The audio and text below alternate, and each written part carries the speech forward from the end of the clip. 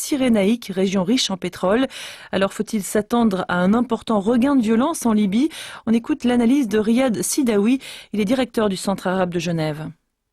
La Libye vit une situation explosive. Pourquoi? Parce que tout le monde est armé. L'État de Kadhafi a décollé. Aujourd'hui, tout le monde est armé. Les tribus, les partis politiques, les fractions sont armés. Et sur leur terrain, il y a des autonomies. On trouve Zawiya qui a son propre conseil militaire, la même chose pour Tripoli, la même chose pour la région berbère à la frontière tunisienne, la même chose pour les villes du sud, la même chose pour Benghazi. Donc chaque ville constitue en fait un micro-État en Libye et tout le monde est armé et l'armée nationale libyenne n'est pas encore concrétisée, d'où la possibilité d'une guerre civile en Libye. Et assiste-t-on finalement aujourd'hui à l'émiettement du pays après la chute d'un pouvoir central fort, celui de Kadhafi?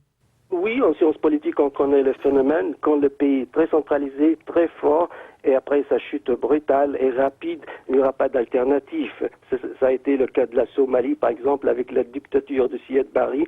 Après sa chute, la Somalie, jusqu'à aujourd'hui, elle est en train de vivre une guerre civile. La même chose en Afghanistan aussi. Ce n'est pas facile. C'est pour cela que j'ai dit, dès le premier jour, il faut ramasser tous ces armes, et il faut centraliser le pouvoir, et il faut surtout créer l'armée nationale libyenne autonome qui pourrait gérer la situation, qui pourrait protéger le pays qu'à l'intérieur comme à l'extérieur et surtout préparer le pays aux élections libres et transparentes.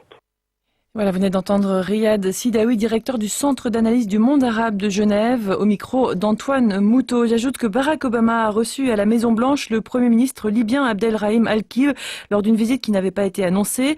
Le président américain a insisté pour que l'élection d'une assemblée constituante ait bien lieu en juin. Il a aussi salué le rôle